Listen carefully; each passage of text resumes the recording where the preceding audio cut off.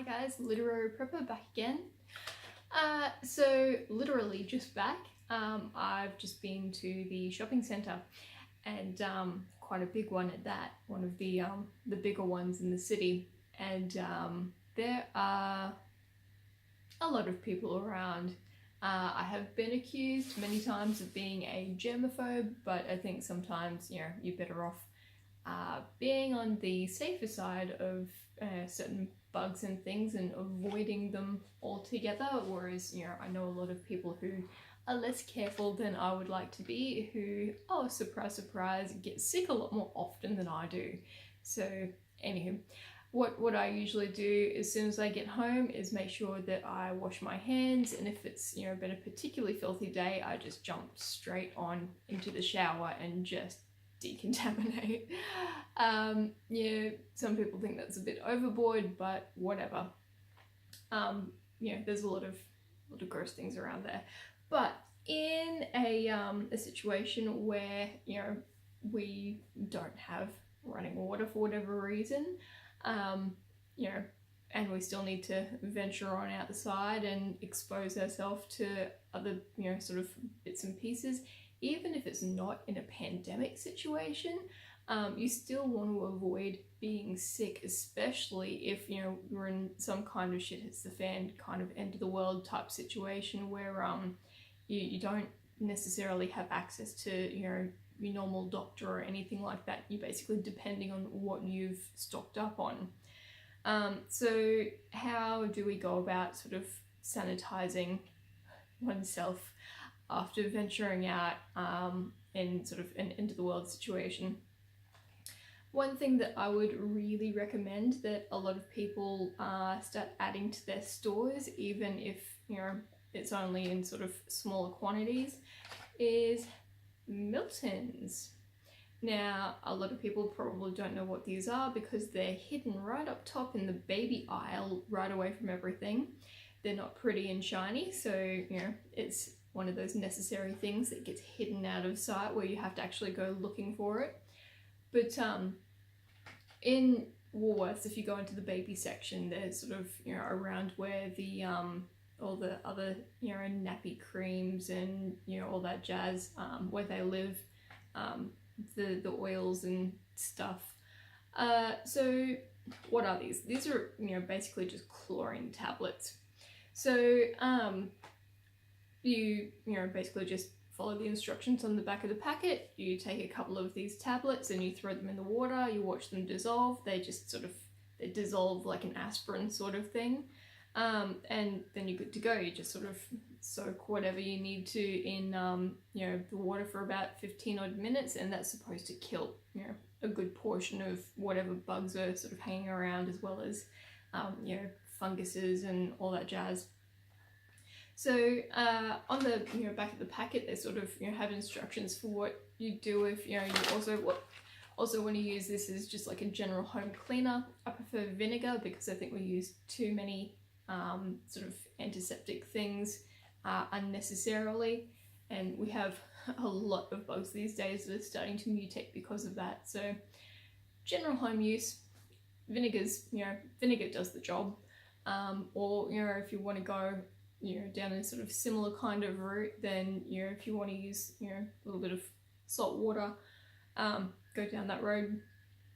Actually, instead of buying that gumption scrubby crap that you sort of use to clean your stoves, a little bit of rock salt will do the same thing. Don't scrub too hard because you scratch the surface, but we were able to clean ourselves before all of these mega conglomerates came along with their fancy lemon scented chemicals. So stock up on your vinegar and your salts and things as well. But you can also take a bath with these, and this is what I'm sort of getting into. So apparently this is also good for people who have things like eczema. Not sure how often you're actually supposed to do it, but you throw some of these in your bathtub and apparently it clears up your eczema. So I never knew that. I've never had an issue with that, so it's not something I've ever had to research. But good to sort of keep in the back of your mind for if you have to sort of deal with people who do have those issues. But as far as sort of going out and, you know, coming into contact with something or having someone cough or sneeze on you, which, you know, hands up if you've had that happen to you in public. People are gross.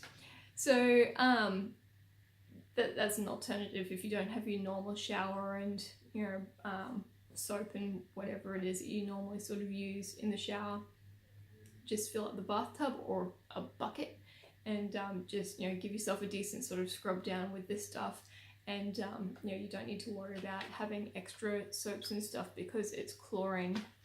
The only issue that I have with these is that you, like everything, you ignore the expiration date, but you do have to go by the manufacture date. So the date of manufacture on this particular box is December 2018, which means that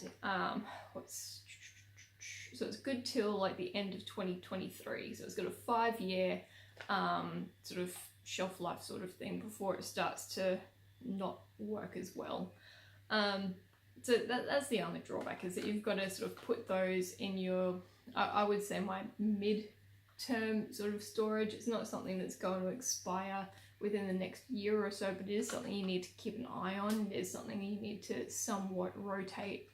But yeah, that's definitely sort of my piece of advice for today. A lot of you out there probably have similar sorts of things for your water sanitation, to, like, you know, clean all the nasties out of your water or whatever. You know, it's pretty much the same thing. I'm not really comfortable with, you know, that sort of thing, but, you know, I prefer sort of the filtration boiling method. But, you know, in a survival situation, what are you going to do? This stuff only has like a fraction of the chlorine in it that the World Health Organization says is safe.